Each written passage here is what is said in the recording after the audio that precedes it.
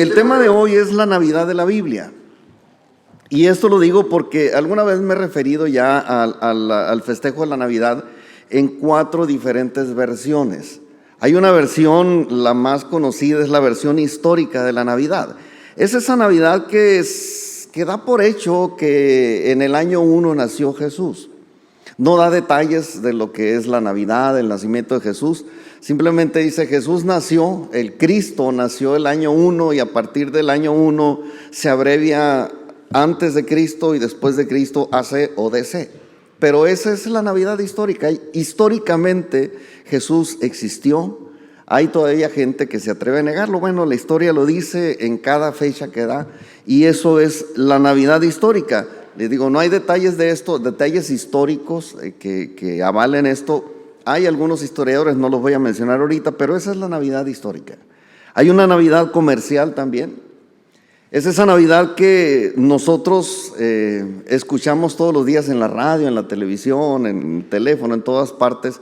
Compre, compre, compre, compre. Gástese su aguinaldo o malgaste su aguinaldo, ¿no? Esa es la idea de la Navidad comercial. Creo que lo entendemos. A nadie le importa que Jesús nació para salvarnos, pero todo el mundo quiere que usted se acabe su aguinaldo con ellos. Esa es la Navidad comercial. Y existe y es real. Y usted a donde vaya ahorita está adornado con cosas navideñas. Hay música navideña, le ponen la música navideña para que le eche con gusto al carrito, con gozo le eche al carrito todo lo que va a gastar. Pero también hay una Navidad religiosa. Claro, hay grupos religiosos que no celebran la Navidad, como los Testigos de Jehová, por ejemplo. Ellos no celebran la Navidad. Hay otros grupos mucho más pequeños que tampoco celebran la Navidad. Inclusive hay grupos apostólicos modernos, le voy a poner, porque se mueven en el asunto de que se pueden llamar con el nombre de apóstoles, profetas y esos 5 ministerios. Está bien, pero hay grupos de ese tipo que investigan, que han leído un poco y dicen: es que la Navidad no se celebraba en la Biblia. Pues tienen razón.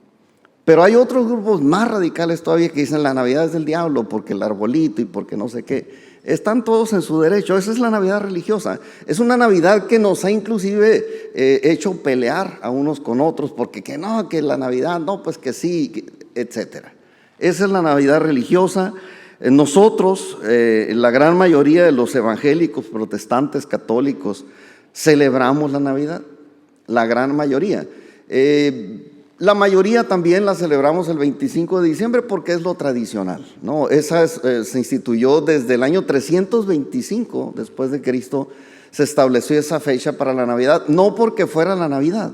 Simplemente dijeron: bueno, algún día tuvo que haber nacido, vamos a celebrarlo. Hubo una fiesta que el catolicismo cambió, una fiesta pagana que el catolicismo cambió a hacerle una fiesta religiosa, y se vale también. Otros grupos religiosos, como los ortodoxos, por ejemplo, celebran el 6 de enero, la Navidad, lo que para nosotros es el Día de Reyes, o los Reyes Magos le llaman, que ni eran reyes, pero bueno, así le llaman. Y la iglesia armeniana celebra el 19 de enero, y está bien. O sea, yo celebro prácticamente todos los días que Jesús nació y vino a salvarme. Ese es el punto importante. Son 3 tipos de Navidades, y hay una cuarta, les decía, la Navidad de la Biblia. Esa Navidad es la que en algún momento ocurrió y conocemos gracias al texto bíblico. Ahí está en la Biblia. No necesita ir a que una religión o el comercio o lo que sea pues le enseñe la Navidad. Ahí está en la Biblia. Y esa Navidad no tiene una fecha específica, simple y sencillamente porque no se ocupa. La verdad, no importa el día que ocurrió el nacimiento de Jesús. Lo importante es que sucedió, y sucedió una sola vez en la eternidad. No va a volver a suceder. Jesucristo no va a volver a nacer en ninguna otra parte. Sucedió, tuvimos la dicha, los seres humanos, de verlo nacer como un bebé aquí entre nosotros. Y esta versión de la Navidad nos habla cuando Dios vino a la tierra como un ser humano para salvar a la humanidad. Ese es el punto importante para librarnos del pecado. Y esta Navidad es la que dice que Jesús nació conforme a la promesa de Dios. O sea, no es un nacimiento común, por supuesto que no es un nacimiento común, pero eso es lo que Dios había prometido. Sí, mucha gente ha nacido, millones y millones y millones de millones hemos nacido en la tierra desde que el ser humano fue puesto sobre la tierra, pero ese nacimiento fue un nacimiento especial. No hubo tal vez un video, fotografías de todo ese evento, pero sucedió. Hay registros históricamente, usted lo ha escuchado, antes de Cristo y después de Cristo no es solamente una fecha, es una realidad y es la Navidad histórica. Pero fue un parto, el de Jesús, fue un parto igual que todos los partos normales, como cualquiera que no ha tenido cesárea, pues. Fue un parto normal, pero fuera de eso, todo fue sobrenatural en el nacimiento de Jesús. Desde antes hasta el momento del parto y después del parto, las cosas no fueron cosas sencillas. La Biblia lo anunció, el nacimiento de Jesús, miles de años antes de que Jesús naciera. ¿Usted recuerda cuando Adán y Eva pecaron y que Dios maldice a la serpiente? Ahí Dios anuncia la Navidad y les dice esta parte que está en Génesis 3:15. Dice, y pondré enemistad entre ti y la mujer, y entre tu simiente y la simiente suya. Le estaba diciendo esto a la serpiente que había hecho pecar a Eva, que había engañado a Eva. Le dice, voy a poner enemistad entre ti y la mujer, y entre tu simiente y la simiente suya, o sea, la simiente de la mujer. Esta te herirá en la cabeza y tú le herirás en el calcañar. Aquí la simiente de la mujer se refiere a Jesús. ¿Por qué? Porque Jesús no fue engendrado por voluntad de hombre, solamente la mujer. Y la mujer no tuvo que intervenir ningún Adán, ningún José el carpintero para que Jesús fuera engendrado en el vientre de una mujer. Así sucedió, no intervino en su gestación nada de eso, solamente una mujer llamada María que concibió por obra y gracia del Espíritu Santo. Y es por eso que se refiere aquí Génesis a lo que es la Navidad, la simiente de la mujer que habría de nacer. Por otro lado, el nacimiento de Jesús fue anunciado por todos los escritores del Antiguo Testamento. Si usted se pone a leer cada libro de la Biblia, que no estaría mal que lo hiciera, y si quiere agarrar un propósito bueno de Año Nuevo, propóngase leer la Biblia completa. Y usted va a ver en todo el Antiguo Testamento versículos alusivos a Jesús, al nacimiento de Jesús, a la venida de Dios en forma humana aquí con nosotros. Desde Moisés hasta Malaquías, que fue el último de los libros de los profetas de la Biblia, ahí está la historia de Jesús o anunciado pues que Jesús habría de venir. Y cuando ya era el tiempo de Dios, además de haber anunciado, pues Dios envió un mensajero que lo iba a anunciar antes. ¿Quién es ese mensajero que Dios iba a enviar a anunciar antes? Juan el Bautista. Algunos dicen, pues sí, lo anunció cuando comenzó su ministerio a los 30 años. No, Juan el Bautista lo anunció cuando tenía 6 meses de gestación en el vientre de su madre. ¿Se acuerdan que veíamos esa historia la semana pasada? Ahí estaba Juanito adentro del vientre de Elizabeth, una anciana que se suponía no debía embarazarse, pero cuando entra María, recientemente embarazada de Jesús por el Espíritu Santo, el niño lo anuncia y salta dentro del vientre de la mamá, anunciando precisamente que estaba frente al Mesías, confirmándole a María que no había nada que temer porque Dios estaba con ella, muy favorecida del Señor le llama. Entonces le anuncia desde que estaba en el vientre y lo anuncia 30 años después. Cuando ya él era un hombre de 30 años, él comienza primero su ministerio anunciando el arrepentimiento. Era el mismo mensaje que traía Jesús. Y él venía hablando del que venía detrás de él, que era precisamente su primo, su pariente Jesús. Ahora, un detalle más que saca de lo común y corriente la concepción y el nacimiento de Jesús es que sin ultrasonido ni tecnología ya sabían que era antes aún de que se embarazara. Le dice el ángel, te vas a embarazar y van a hacer de ti un niño, un hombre. Ahorita apenas después de los 3 meses puede uno saber si es hombre, si es mujer, a través del ultrasonido. Pero en ese tiempo, antes de la concepción, ya estaba dado esto. Y además, previo al nacimiento de Jesús, hubo una serie de eventos milagrosos también, comenzando, como ya lo decíamos, la concepción sin haber tenido relaciones sexuales con ningún hombre. Pero, pues luego José, el marido de María, él se movía en un plano que para nosotros no es muy común. ¿Cuántos sueñan? Yo casi regularmente no tengo sueños en la noche. Duermo y no me acuerdo de haber soñado algo. Muy rara vez.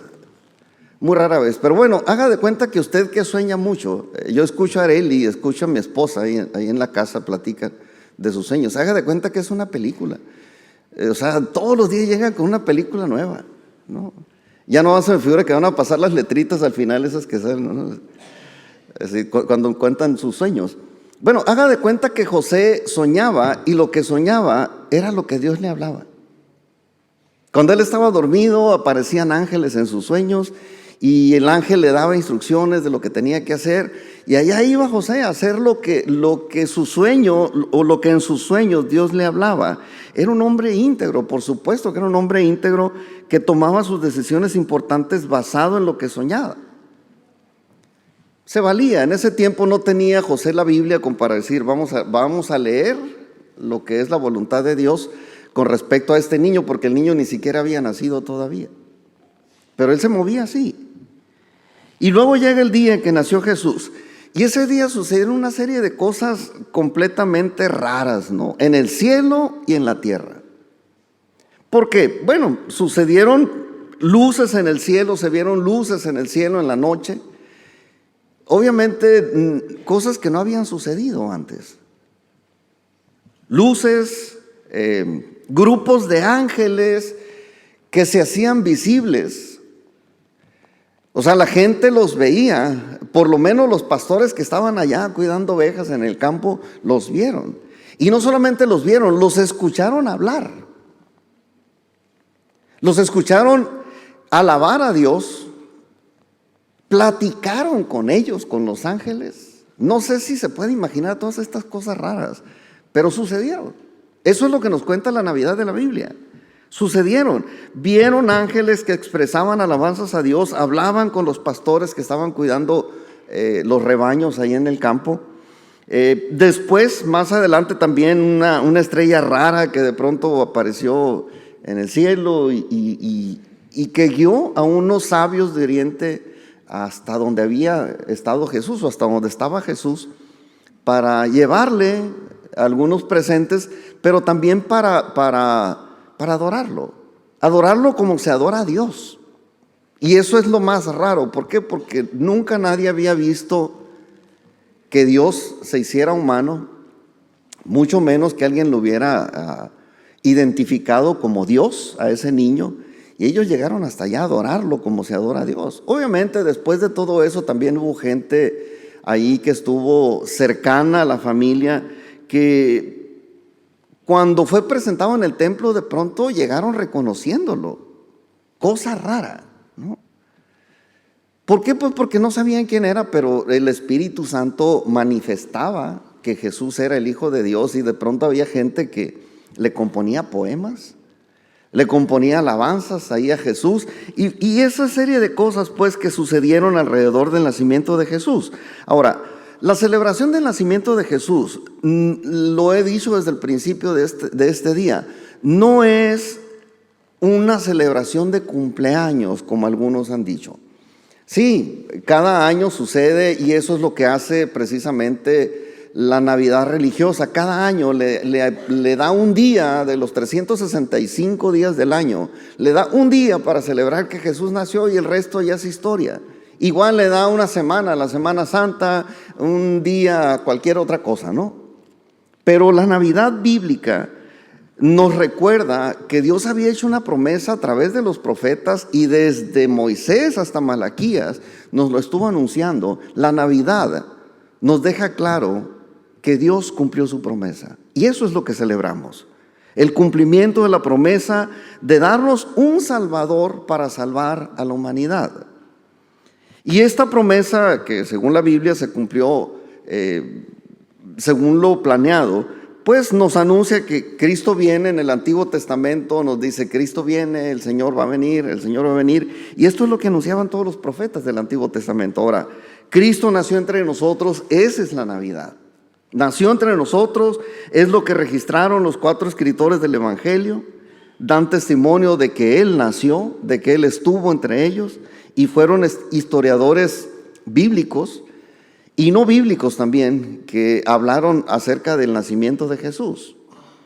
Pero bueno, Jesús murió y ascendió a la diestra del Padre, y esto también es parte del plan de salvación. No solamente nació Jesús porque pues tenía que nacer un niño bonito y santo entre todos los humanos. No, traía un propósito. Su propósito era morir, resucitar y ascender a la diestra del Padre. Y esto es lo que registra todo el Antiguo Testamento y el Nuevo Testamento, que Jesús vino a eso, o habría de venir a eso. Y también nos dice la Biblia, dentro del contexto bíblico de la Navidad, que este niño que nació, que estaba anunciado que iba a nacer, que nació, que murió, resucitó y se fue a la diestra del Padre, nos dice también que va a regresar por nosotros. Va a regresar, y en ese regreso ese regreso es la promesa que falta por cumplirse, pero de que se va a cumplir y tal vez pronto, porque los tiempos así lo están manifestando. Entonces la parte que vamos a recordar hoy es que Cristo nació entre nosotros porque es el tiempo de la celebración.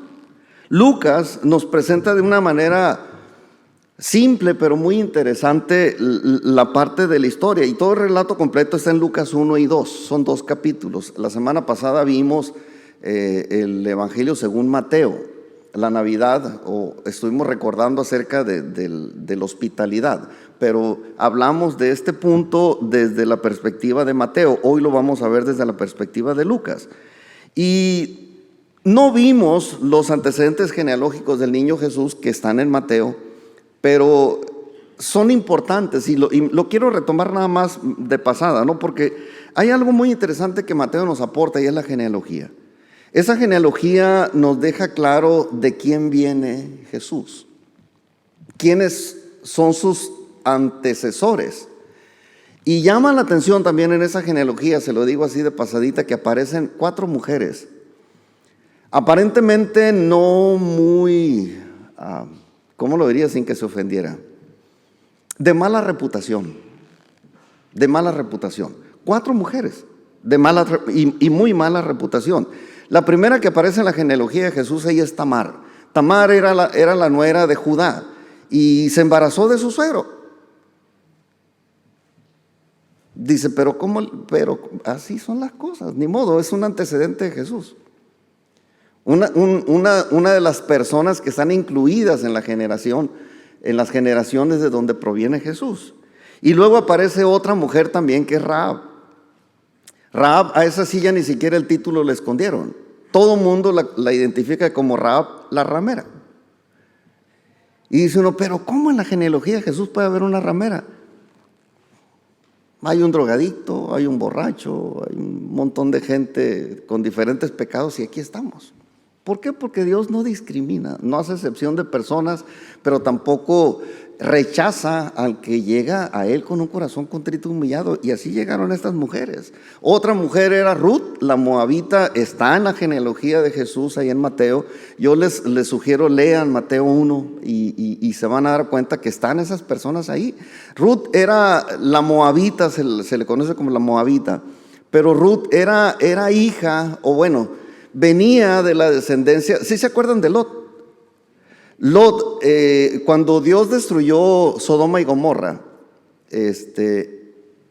pues se quedaron sin hombres que engendraran, y se quedaron con las hijas de Lot. Y las hijas de Lot dijeron, ¿y cómo le vamos a hacer para tener hijos? Emborracharon al papá, y de ahí nació esa raza, esa generación, de uno de los hijos de Lot, el papá, con la hija. Esa es Ruth, la moabita. No era una israelita, sí, 100%, no, pero era descendiente de una relación incestuosa entre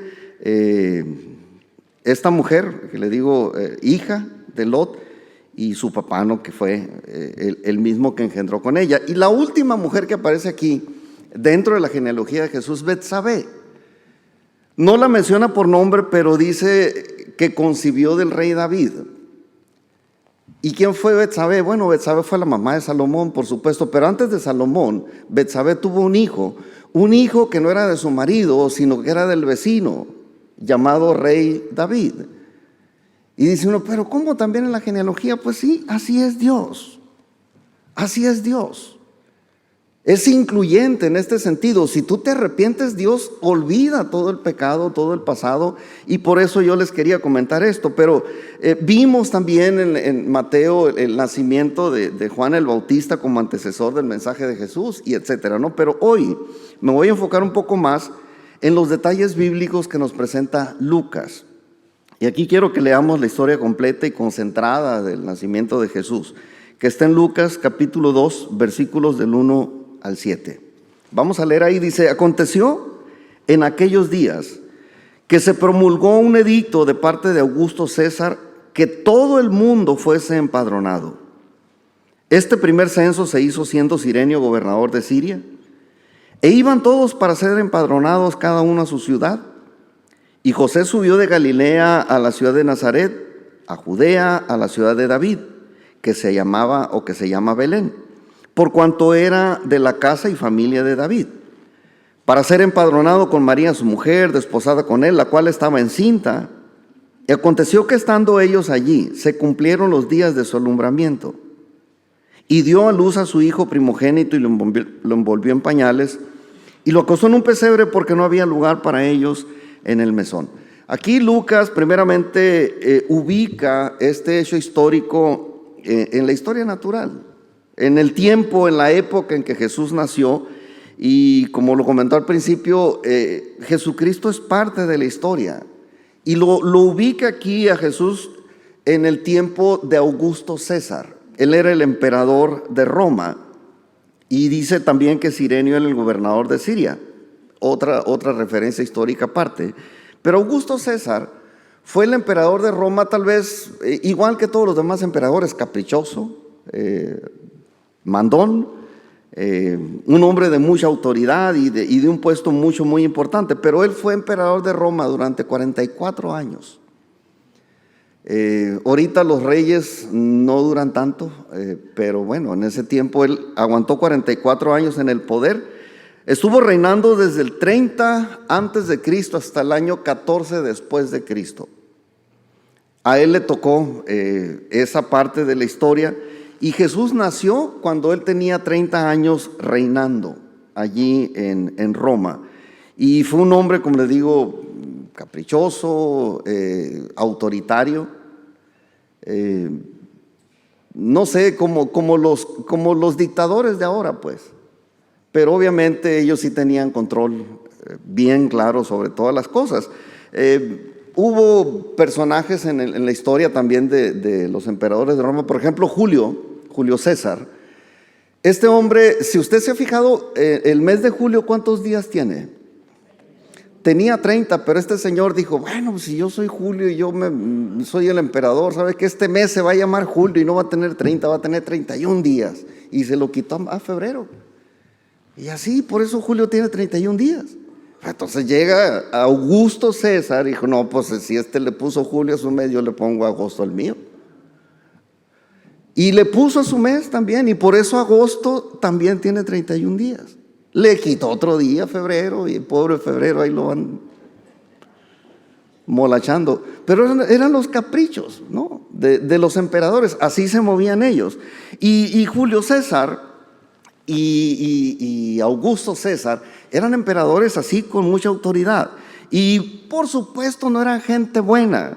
Sin embargo, Augusto César impuso en el mundo un reinado progresista. O sea, él sabía manejarse en las cosas del poder, y la autoridad que tenía no lo usó solamente para sus caprichos, sino para llevar a Roma a un nivel de prosperidad y de calma relativa muy buenos. Digo calma relativa porque para los romanos era calma, pero para los enemigos de los romanos era masacre. O sea, sí era bueno para hacer crecer la economía de Roma y todas las cosas en Roma, pero a sus enemigos les fue muy mal. Y obviamente Dios lo levantó a este hombre para que organizara el imperio, para la llegada de Jesús. Él no sabía, por supuesto que no sabía que Dios lo estaba usando, pero su principal aportación para la Navidad fue precisamente ordenar un empadronamiento. Estando él como emperador, dijo, ¿saben qué? Vamos a hacer un censo y que yo quiero saber cuánta gente está bajo el dominio de Roma. Y hay que hacer un empadronamiento. Ese empadronamiento que Augusto César mandó hacer fue lo que prácticamente obligó a José y a María a desplazarse de Nazaret a Belén, porque José, que era descendiente de David, era de allá y él tenía que ir hasta la ciudad natal a registrarse.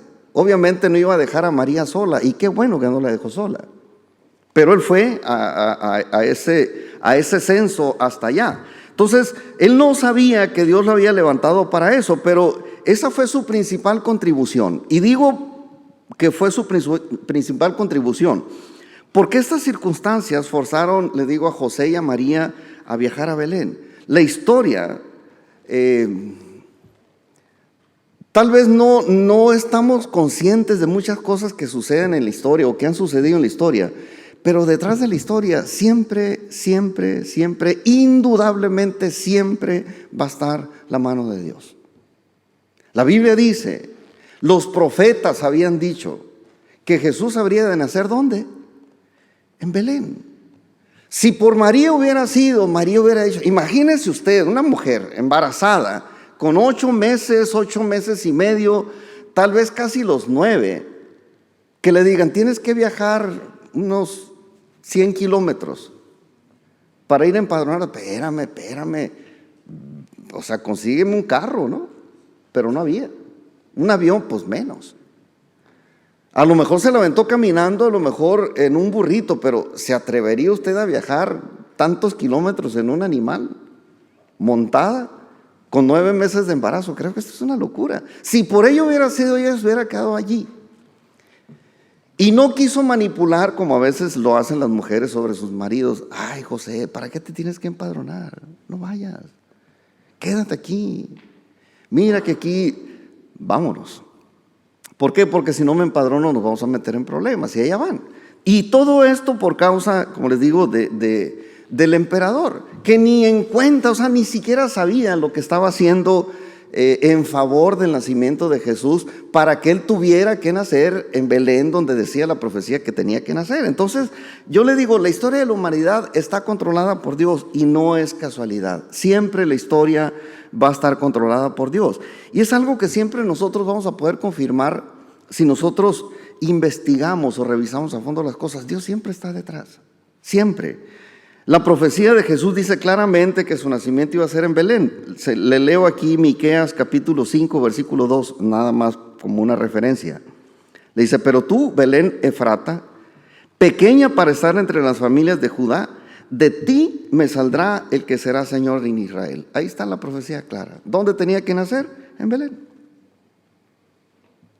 Y si no hubiera sido por el emperador caprichoso que se le ocurrió de última hora decir, se tiene que ir a empadronar al lugar donde nacieron, bueno, ahí se hubieran quedado y no se hubiera cumplido la profecía. Entonces, con toda esa grandeza, Augusto César solamente fue un instrumento más en las manos de Dios para lograr sus propósitos.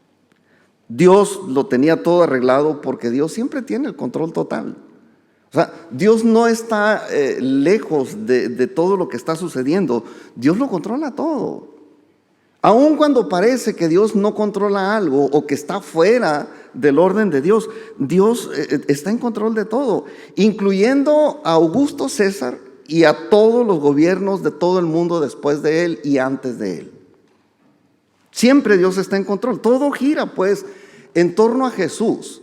Y los planes de Dios era que Jesús viniera como el Salvador y que naciera allá en Belén. Bueno, tuvo que mover esas cosas, porque Él es el personaje más importante de toda la historia.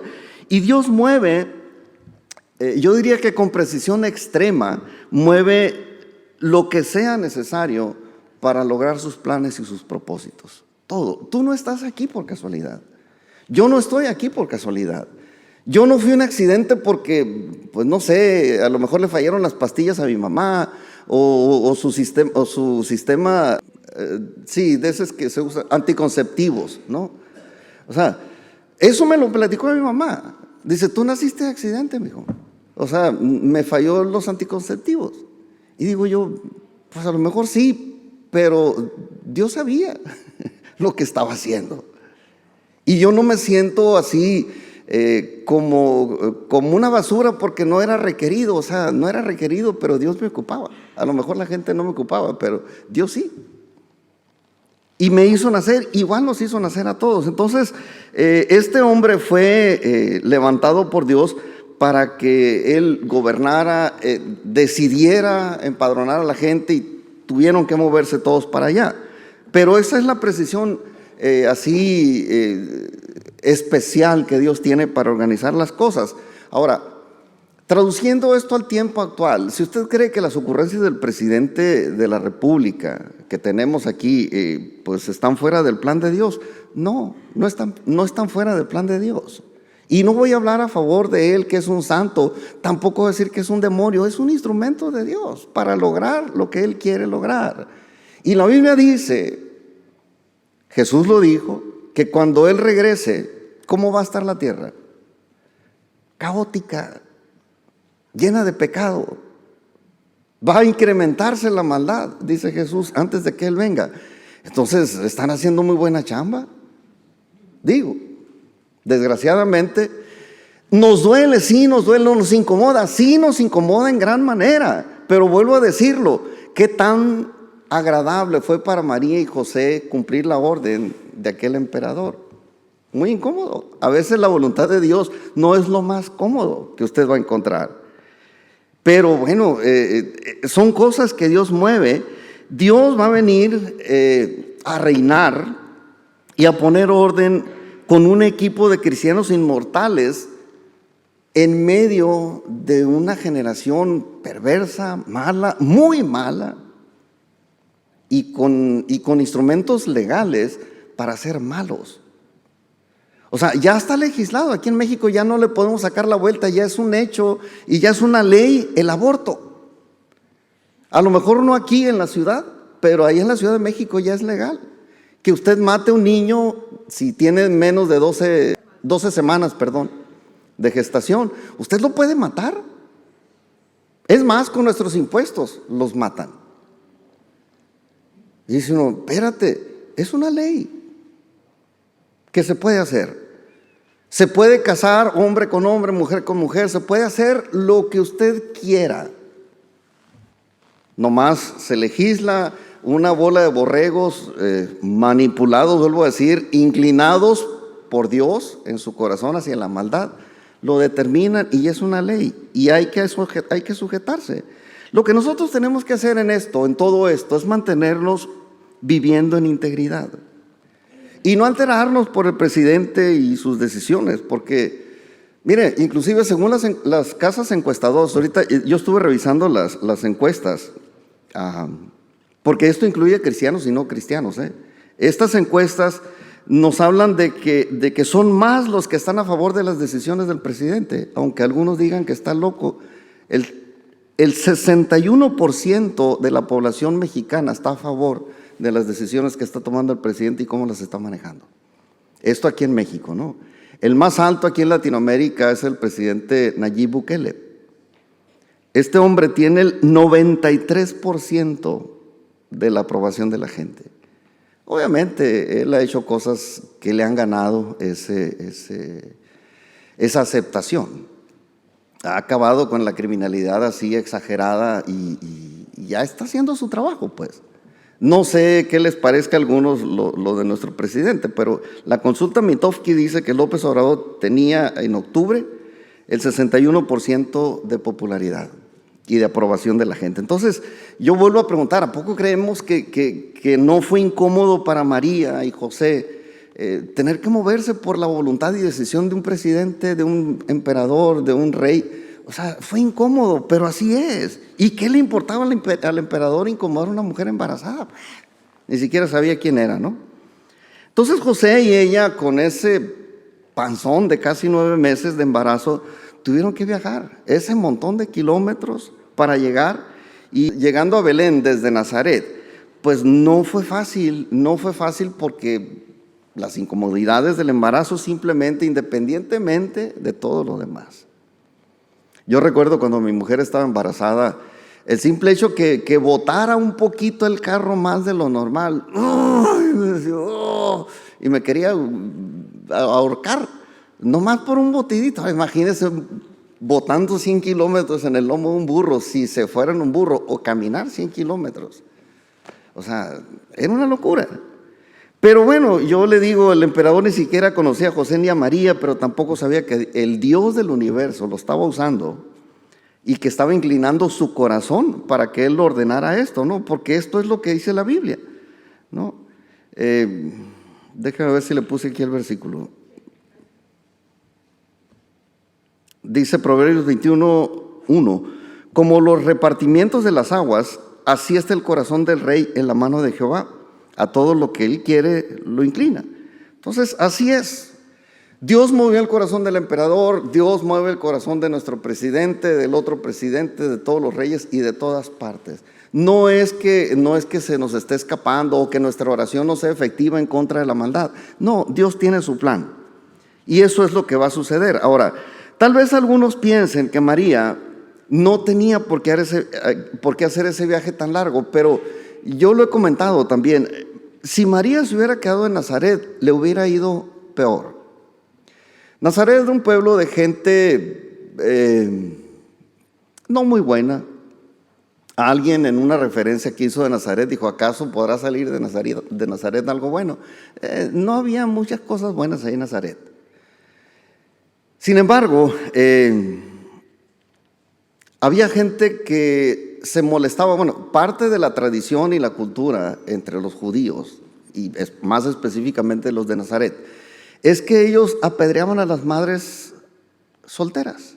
A las que no tenían un padre formal, se metían en problemas. De hecho, por eso Dios le habló a José y le dijo: ¿sabes qué? No temas aceptar a tu mujer, porque lo que está ahí es engendrado el Espíritu Santo. Hazte tú el responsable. Funge tu papel de padre, protégela, cuídala, guárdala. Si José hubiera dicho: no, ¿a mí qué?, lo hubieran matado a pedradas. Pero tomó una decisión, fundamentado precisamente en la guianza de Dios a través de sus sueños. Y quedarse ahí en Nazaret hubiera sido peor. Hubiera ella quedado en categoría de madre soltera y las cosas no le hubieran ido tan bien. No sé si lo hizo José por cariño, por caballerosidad o simplemente por salvar su propia reputación. Les recuerdo, ellos estaban desposados, no estaban casados todavía. Estaban desposados. El desposamiento era previo, ya lo he platicado esto, no lo voy a volver a repetir.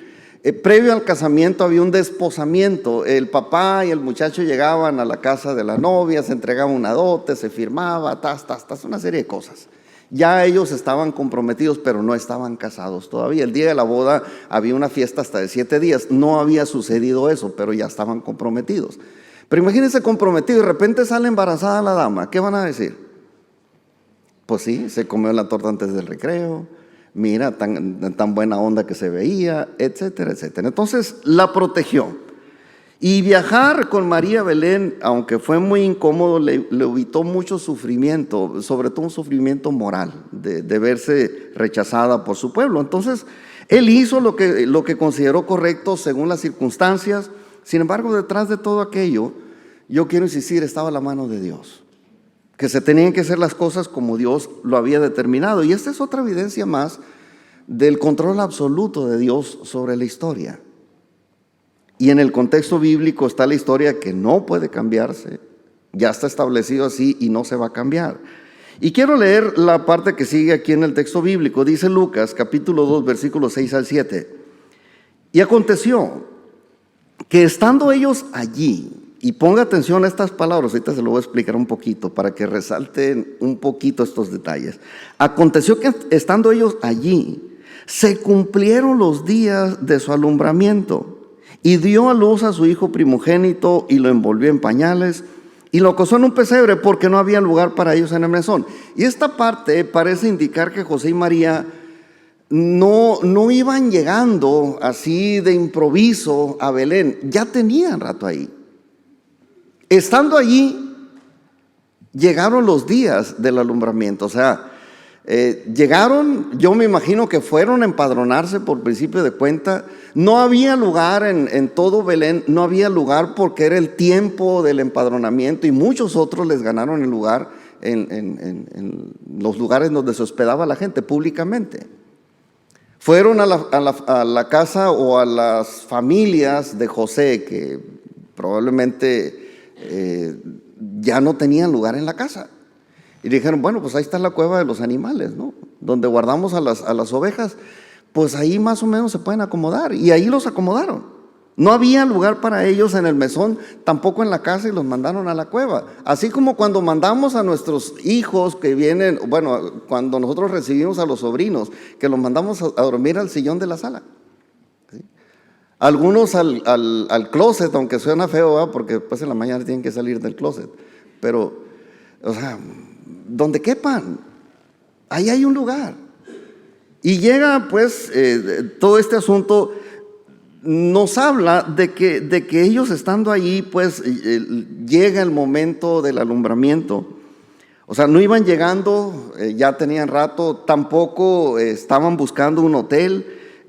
Los pocos hoteles que había estaban en las ciudades grandes, no allí, y ahí era un lugar pequeño, todavía es un pueblo pequeño. No sé si alguno más ha estado allí. Nosotros estuvimos hace como unos 10, 12 años, 13, no sé. Y fuimos a ese lugar. De veras, no exagero cuando le digo que Empalme está más bonito que Belén. Es un pueblo, perdónenme la palabra, ahí en Empalme decimos, es un pueblo rascuache, ¿no? Si Empalme le dicen pueblo bicicletero, bueno, así le decían antes, ahora es pueblo ecológico, ¿no? Pero, o sea, sí, digo, ese pueblito está peor, de veras, está peor.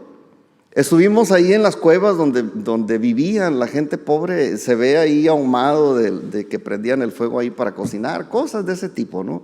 Y allí es donde se quedaron ellos, y pues estando ahí se cumplieron esos días del alumbramiento, y José, como descendiente de David, era de Belén y allá se fue a empadronar, vuelvo a decirlo, y estando allí, muy seguramente debía haber tenido parientes, porque era de allí.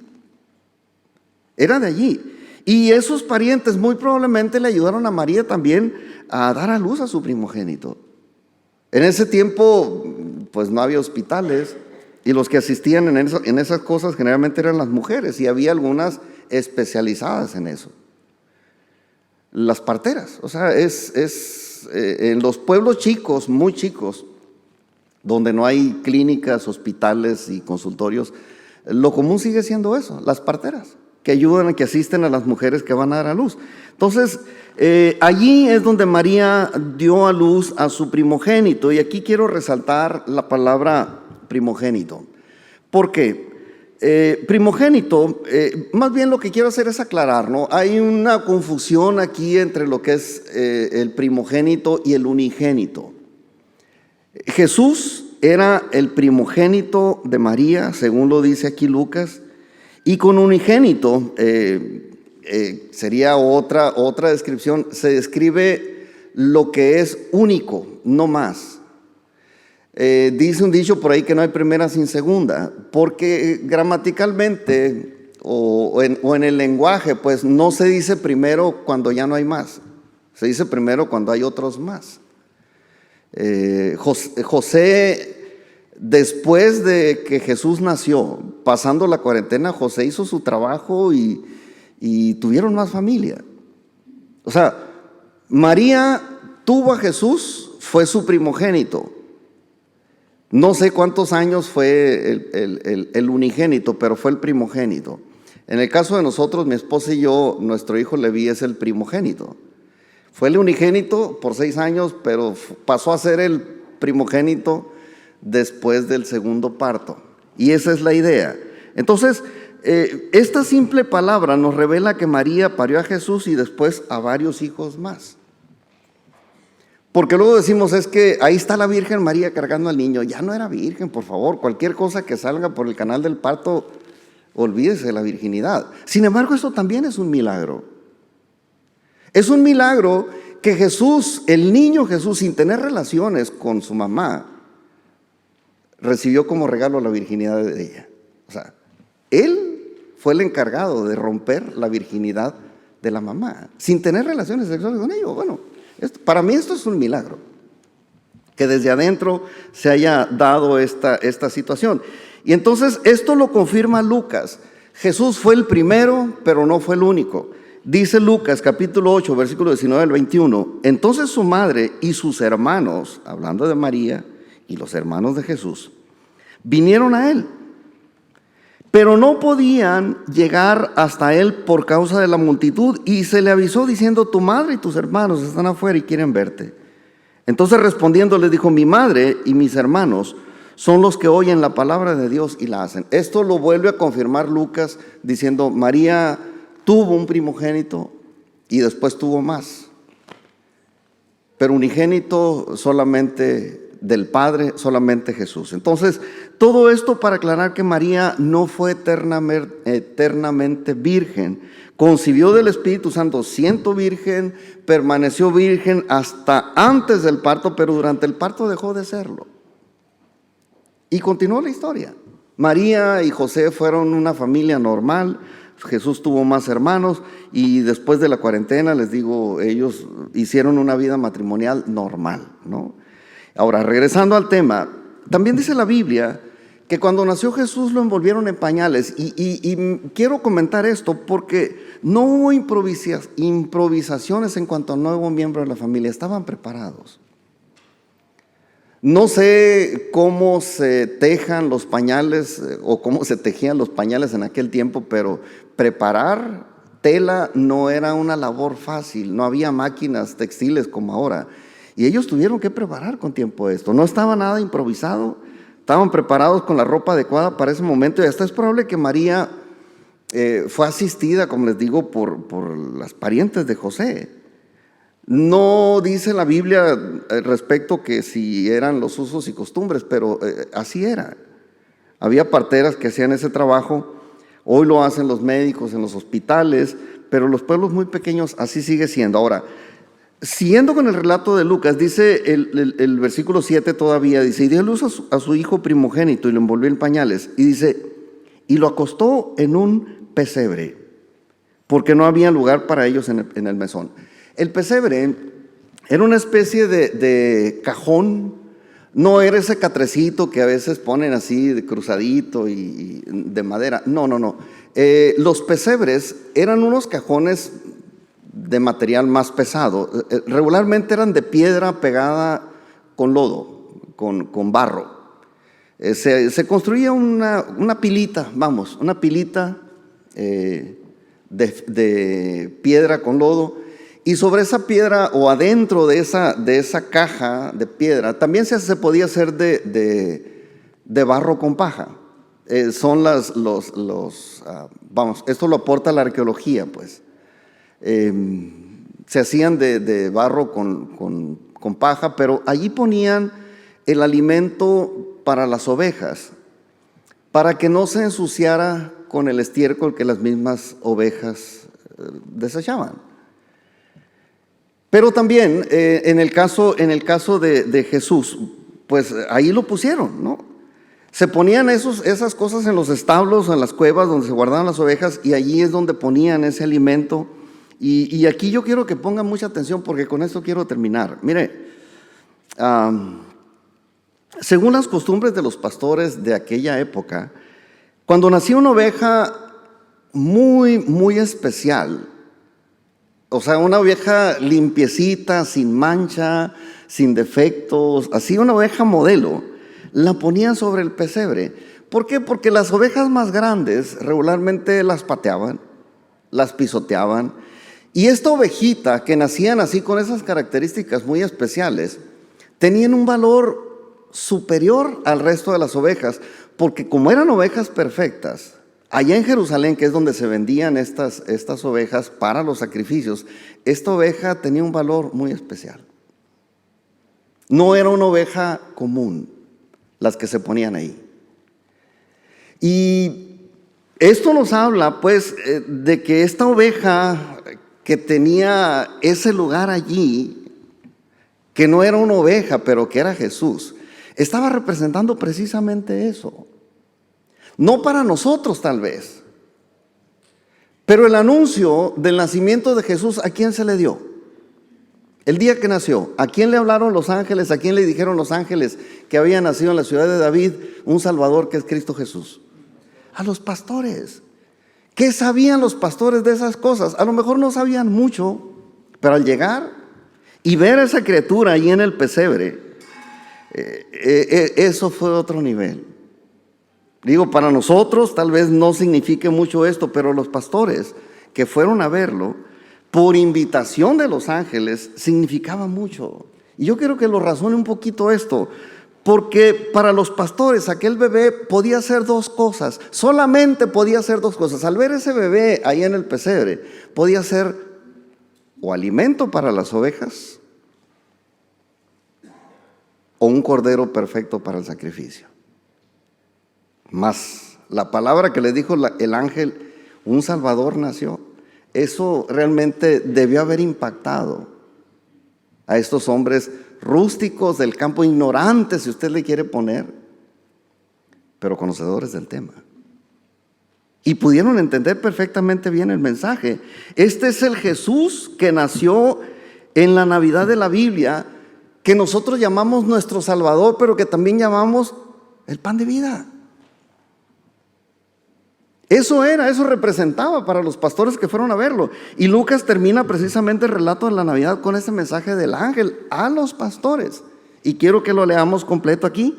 Es en Lucas capítulo 2, versículos 8 al 11. Dice, había pastores en la misma región que velaban y guardaban las vigilias de la noche sobre su rebaño. Y aquí se les presentó un ángel del Señor, y la gloria del Señor los rodeó de resplandor, y tuvieron gran temor. Pero el ángel le dijo, no temáis, porque he aquí os doy nuevas de gran gozo, que será para todo el pueblo, que os ha nacido hoy en la ciudad de David. Y yo subrayo y resalto esta última frase que dice, un Salvador que es Cristo el Señor. Vayan a verlo, lo van a ver. Está en un pesebre envuelto en pañales, y ustedes se van a dar cuenta quién es, por lo que les dijo el ángel y por lo que significa para ustedes ver lleno ese pesebre con alimento para las ovejas y con un cordero perfecto para el sacrificio a Dios. Entonces esta celebración no es una fiesta de cumpleaños. Los hijos de Dios, nosotros podemos celebrar hoy y cualquier día el cumplimiento de la promesa de Dios, porque de eso se trata la Navidad.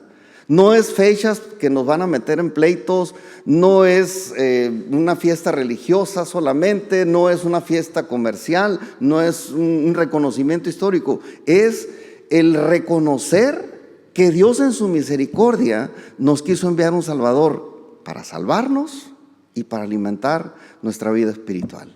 Póngase de pie, yo lo invito a que reflexione sobre estas cosas, y yo creo que Dios, así como les habló a los pastores, nos puede hablar a nosotros, invitarnos a ser parte de ese redil que se alimenta con buen alimento, alimento puro, no pisoteado por las ovejas, no contaminado con estiércol, alimento.